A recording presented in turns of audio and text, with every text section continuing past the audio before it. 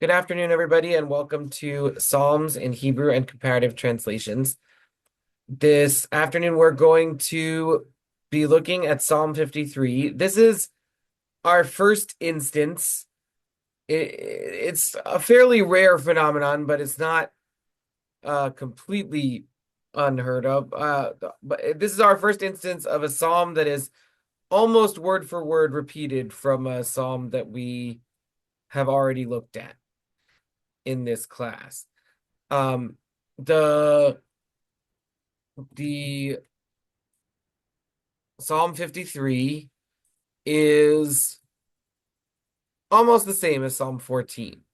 It isn't quite the same. There are a few word choices that are slightly different and one verse that is substantially different, but it is clear that the author of Psalm 53 was aware of Psalm 14's existence in writing this psalm, or maybe it represents two different traditions of the same psalm. Um, so one thing that opens up for us is questions about why we have this psalm twice and what it um and what it means.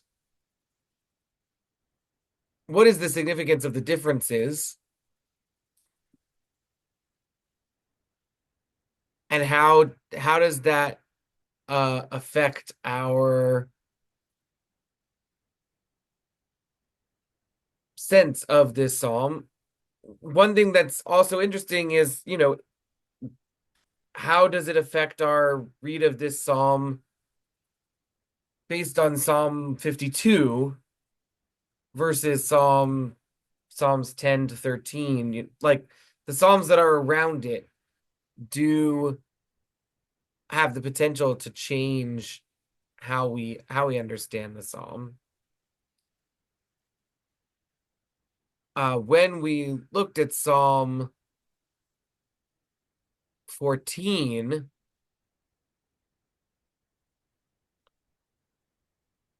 we looked a lot at how certain phrases from the psalm connected to specifically to Psalm 10 and some other connections to Psalms 11, 12, and 13, which is it. So when you're looking at it as Psalm 53, you don't necessarily get that immediate association with those earlier psalms.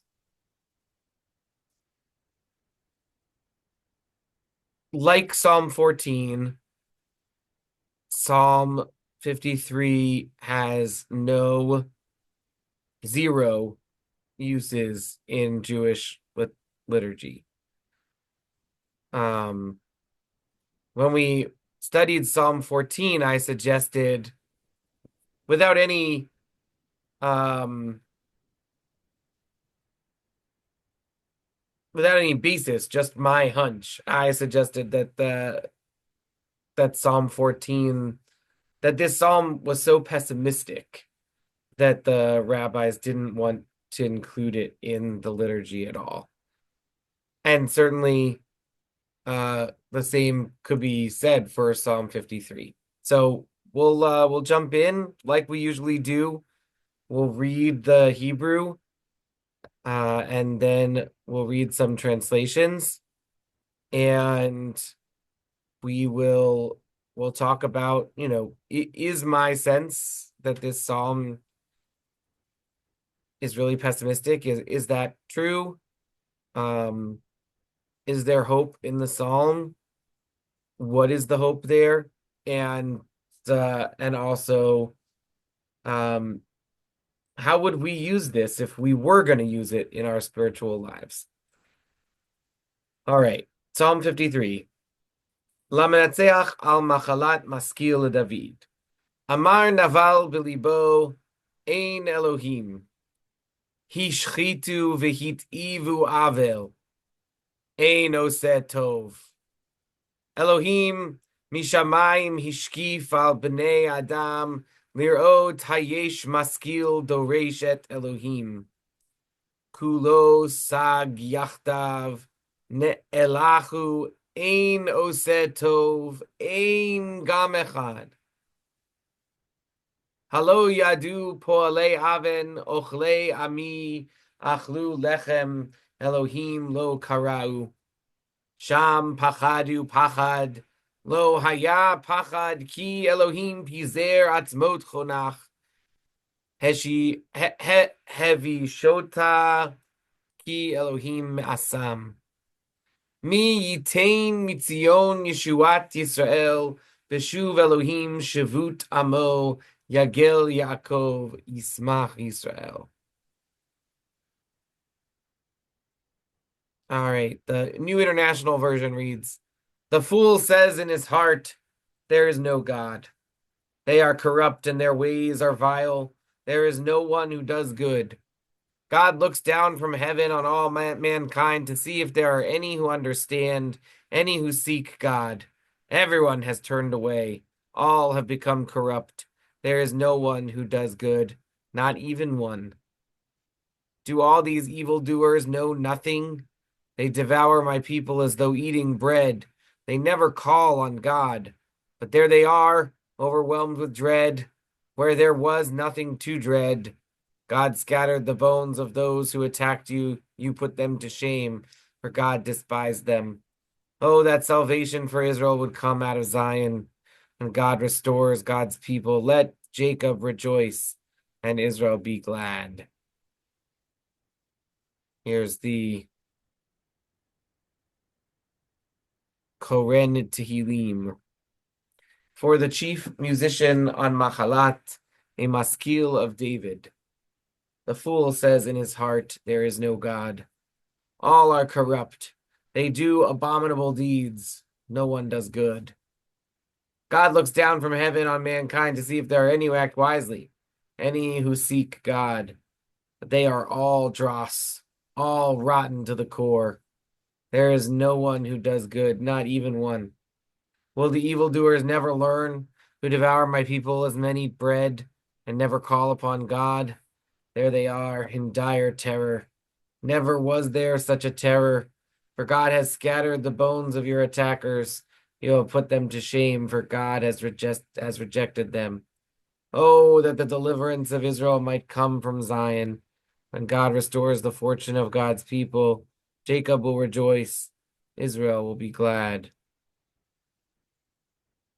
And this last one from Rabbi Richard Levy. For the conductor at Machalah, a time of sickness, a maskil poem of David, a maskil psalm of David.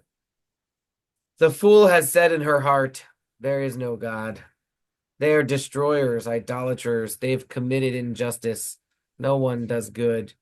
God has looked down from heaven over every human form to see, is there any wise person seeking God? All of them are backsliders. They gang up in corruption. No one does good. No one. Not one. Don't the ones who work wickedness know? They gobble up my people like they gobble up bread and do not invoke God. There they stand, terrorized with terror when there was no terror. For God scattered the bones of those encamped against you. You have shamed them because God has rejected them. Would that from Zion the rescue of Israel arise, when God returns the captive people. Then is Jacob will delight, Israel will rejoice. So, what is the emotional experience of this psalm, and what do you get from it? I love it. I really do love this song. I mean, it sounds weird to say so, but Mitt Romney, what did you guys see Jeffrey, what's his name, Goldblum talking? He's had, do you know who I'm talking about? Who's the guy who's the editor of the Atlantic Monthly? Yeah, Goldblum. Not Jeffrey, it's Jeffrey Goldblum, right? Okay. And so they were talking, and one of the things that comes to mind is the best way for evil to thrive is for no one to do anything, not to stand up and say something. And he was commenting about how Mitt Romney, he's a Republican, he's pretty much a dyed-in-the-wool Republican. Okay, fine. But he is completely against everything to do with Trump. And so he's been trying to gather up the senators, the Republican senators, to say one of just anybody to stand by him. And he said that everybody, all the Republicans in the Senate have been coming up to him and saying, I really stand by you, but I need to get voted in the next term. And so they're weighing their own egotistical needs against the greater good. Nobody's willing to go to to go to the front and just duke it out with somebody. Okay, so there is this idea that three things don't exist.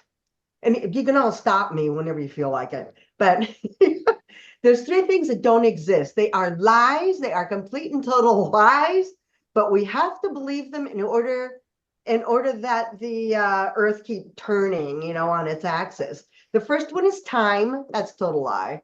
Time doesn't exist. If God exists, there is no time. So time doesn't really exist. We just use it as a kind of a convenient meter, to kind of measure the days of our lives, so to speak. Then the second one is money. I mean, it comes in really handy on this planet, but money is just a capsule of your time. I make, 27 lemon pies, and somebody gives me a piece of, their time encapsulated in $1. And my time is remunerated by their time, pie for $1. Okay. It's something we come to an agreement about. And then the next thing is that to have respect for somebody. I made my lemon pies, and oops, I just lost the screen here. Okay, here we go. Come on, come on. Okay, and Larry comes up and he hands me a bunch of, little little capsules of his time, and he takes away my pies, and I'm happy. And I hope he's happy with my pie. Okay, so he respects the hour that I spent making a piece of a pie, and I respect the hour that his capsule represents. And we need a certain set of rules, some kind of guidelines to help us respect each other's time. So that's where the third thing comes in: God. God only exists because we want it to exist. We want to respect each other's time. We want to respect each other's, work. Even if we're sitting here right now, I mean, we're sitting here right now and we're going to spend an hour very happily in each other's company. That's, does Robbie get paid? I don't know if he get paid or not, but I'm really happy he's here, and I really like the idea of giving my hour of time for his amount of time. But anyway, the idea that we need guidelines, we have a strategy. It's called the Sefer Torah. We have this strategy. We look at it, we think about it, we use it. And whenever somebody says, I don't believe in God, personally, I feel they're the biggest arrogant jerk on the face of the planet, because basically they don't respect my time in the same way they respect their time. They look at me lower. They look at me, well, it usually doesn't look at me lower, and they don't have the respect that we should have for each other. Everybody's hour of time is worth the same. And now we just have to come to an agreement about how many dollars I want for my pie, basically. So when I read something like this, Psalm number 53, I don't see anything negative here. I just see this as a bunch of jerks, and there are a bunch of arrogant jerks on top of it that have just decided that their respect for my time doesn't exist. And these people need to be brought back into line. They need to focus a little bit. That's it. That's my take there. So you see a direct connection in some sense between the claim there is no God and and an inability to show proper respect one uh another. for one another. Well, the And you think idea of that God. that this psalm really represents that? Well, I think that is there any wise person seeking God? Yes, there are. There are a lot of wise people seeking God because we know that we can't live on this planet, the one with the other, and have a decent conversation about how we're going to respect each other. We don't have some common rules. Don't do to somebody else what you don't want them to do to you. That's a pretty good rule to start with. And anyone who doesn't actually want to follow that has negated the idea that we actually can live together and come to some kind of agreement on something. What is that idea that if you come out of a meeting and only one person is happy, it was a lousy meeting. But if you go to a meeting talking about whatever and you come out and everybody's a little bit miffed, it was a good meeting because not nobody got exactly what they wanted, but everybody came to an agreement. We had to give in a little bit, the one to the other. That's God. That is because we're following some rules, we're following some guidelines. We've all decided that, some are in our favor and some aren't, but what the hey? It's better to have, everybody slightly miffed than one person walking around happy and everybody else really depressed. No, So you really like maybe what you say like about something. this psalm is that it feels like an honest depiction Yeah, of well, look at the first line. Only a fool would say there's no God. Of course there's God. It's like saying you don't have intestines. You could say that, but it wouldn't do you any good. Larry. I like your context, Rabbi. This is the third time that this is being said. The first time it's a little expanded in Psalm 10, and then 14 is almost exactly this, and saying God's got to step in here and do something because this is crap. This is craziness. Now, Yeah. this one, it looks like this is the conclusion of the matter that the idiots don't realize what God has done for them every time He's bailed them out, and they stupidly don't recognize that God already saved them. So what they do is ignore God and just worry. They're in anxiety constantly, doing evil to each other. God bails them out and they don't recognize it. And this is the third time. And by gosh, I got to do something really dramatic here to these people because they're not paying any attention to what I've been doing for them. And they sit there stewing like idiots. They need a Moshiach. So that's what it says to me. I'm not too Right. sure. Would that from Zion the rescue of Israel arise? Yeah, Right? that's like They're looking for deliverance. All right, good. So what I really like about what you said, Larry, is that you're the what's really different about this psalm from Psalm 14 is verse 6. There they stand terrorized with terror when there was no terror, not right? because Mm. I took So care of you. I what do took we care of learn it. about this situation from the difference? So let's look for a sec at the differences. So I have highlighted them. Here's the comparison between Psalm 14 and Psalm 53. Psalm 14 is on the left and Psalm 53 is on the right. So first of all, we noticed that um the where Psalm 14, the poet uses God's proper name, Adonai, right? God with three capital God. In um in Psalm 53, the poet has replaced God's personal name with the word God, Elohim. And um this is consistent with the editor of the second book of Psalms. So, when in general, the second book of Psalms, which we said started at what Psalm uh Psalm 43, uh Psalm 42, something like that. Psalm 41. Nope, Psalm 41 was still book 1. Anyway, uh Psalm 42 is the beginning of the second book of Psalms, and it goes through Psalm 72.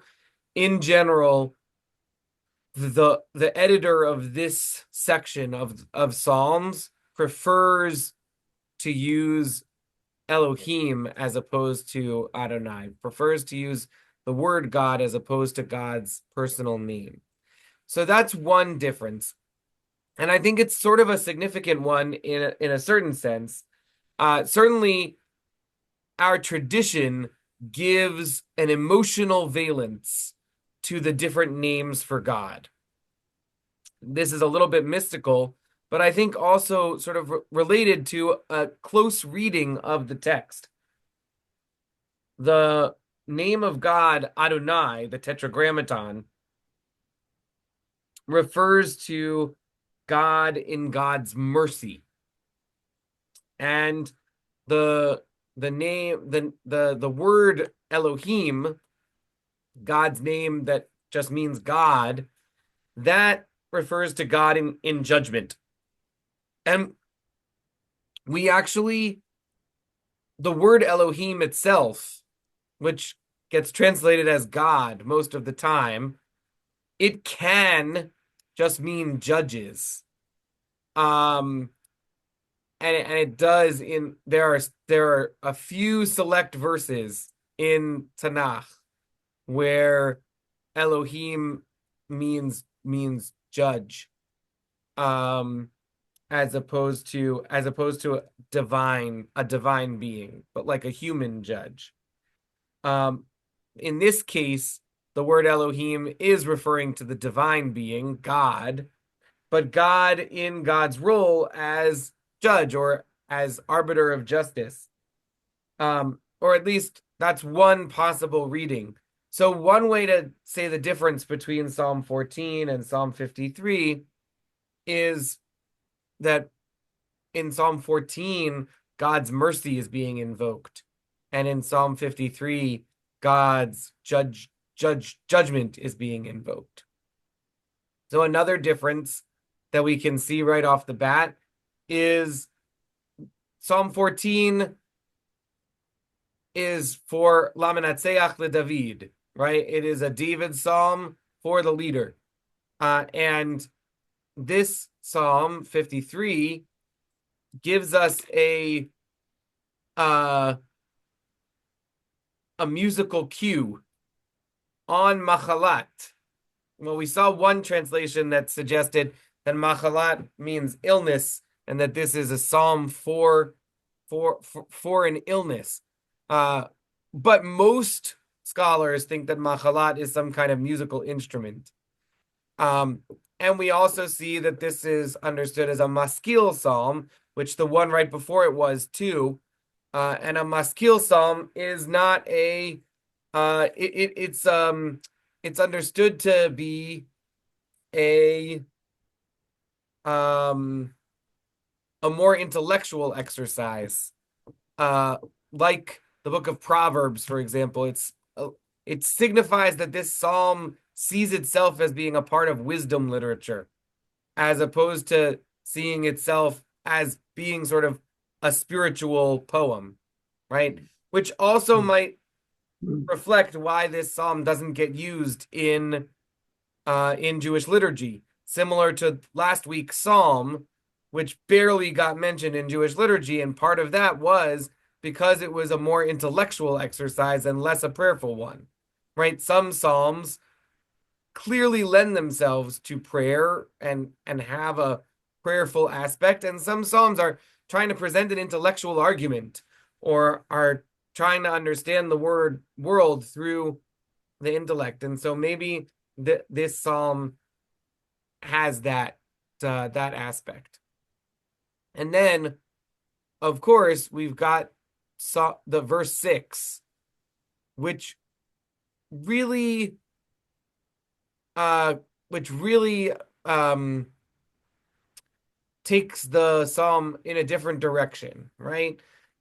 We have the concept of sham pachadu pachad. There they will be seized with fright, right? That is in Psalm 14. But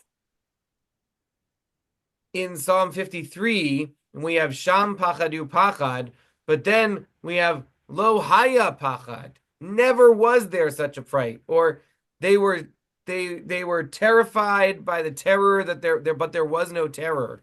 And then this whole thing about the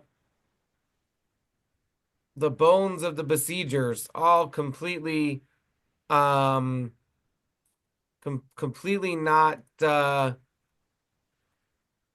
part of the of Psalm 14.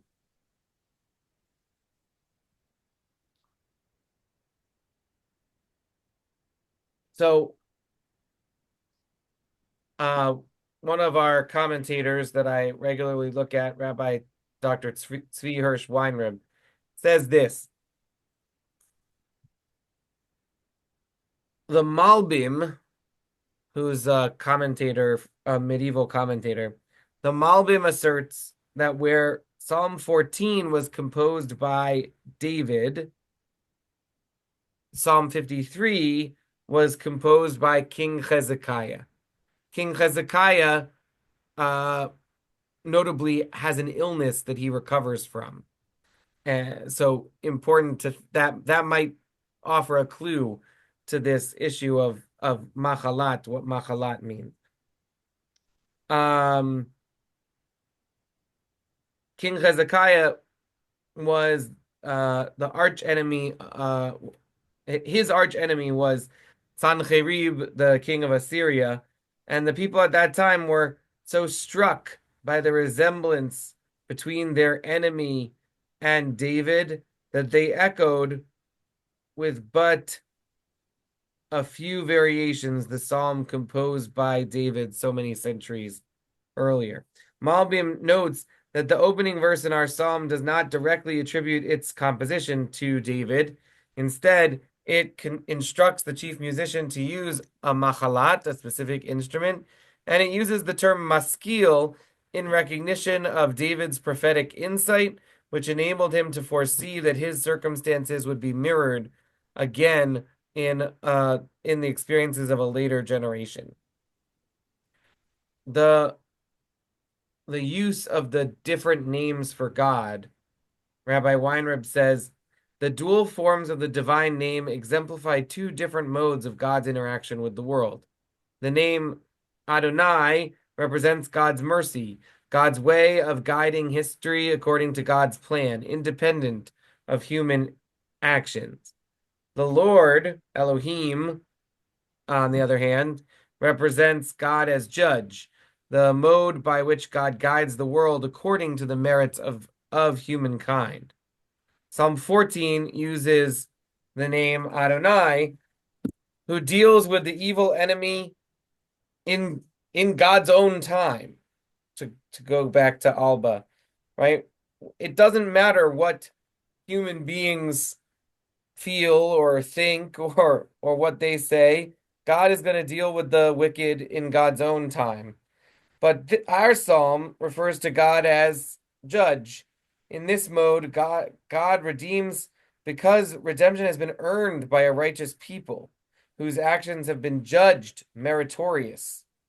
So this helps us to understand the difference in uh the difference in verse 7. That's a very subtle difference. You can see I highlighted it in the Hebrew, but it doesn't even occur in the English. Oh, that the deliverance of Israel may come from Zion is what it says in both English translations. But here it's Yeshuat Yisrael, and here it's Yeshuot Yisrael. Yeshuat means the deliverance of, that's the singular. but would probably be a better translation to translate Yeshuot Yisrael as the deliverances of.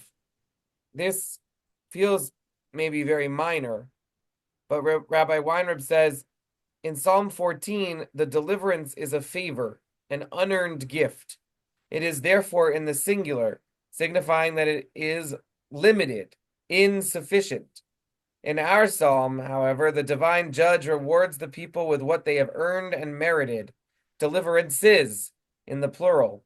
This signifies an abundant and comprehensive redemption.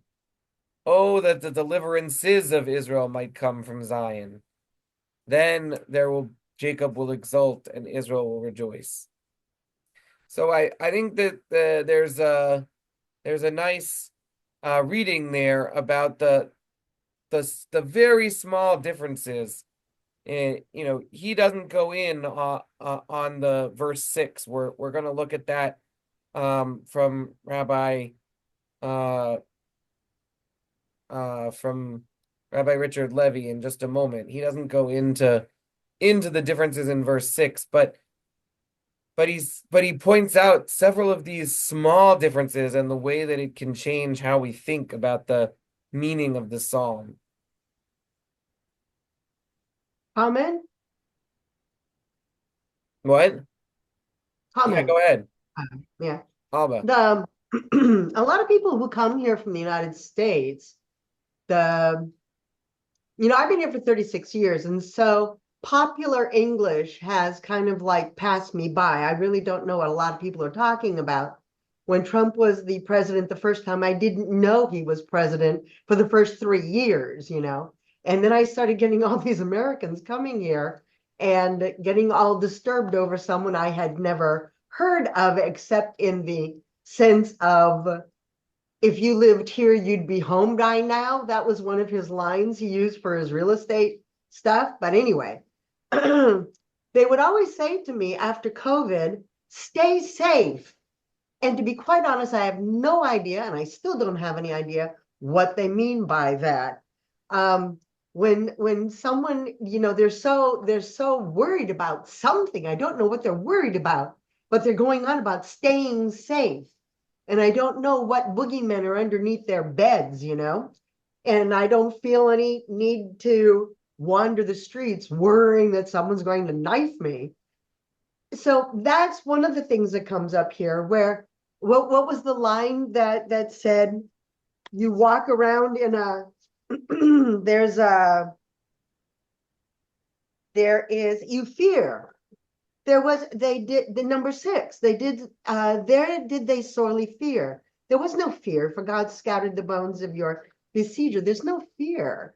Um, it's like, in a horror movie, when you see everybody walks into a horror movie, the batteries on their flashlight never work. Just turn on the light. Even Professor Dumbledore said it. If you're ever afraid, just turn on the light, and you'll be fine. The next thing is W.C. Fields. He said, everybody remember who W.C. Fields was, right? Yeah. Alba. Okay. I'm We really Yeah. sorry to interrupt. I Okay, I'm just No, no, no, waffling no, no, on. no. I just got a call from my wife that I have to Oh, go home because my son threw up, and I oh, really sorry, but I have to go. So okay. I'm really sorry to to interrupt. I'm gonna leave it. You can continue to discuss, but I have to go. I'm really sorry.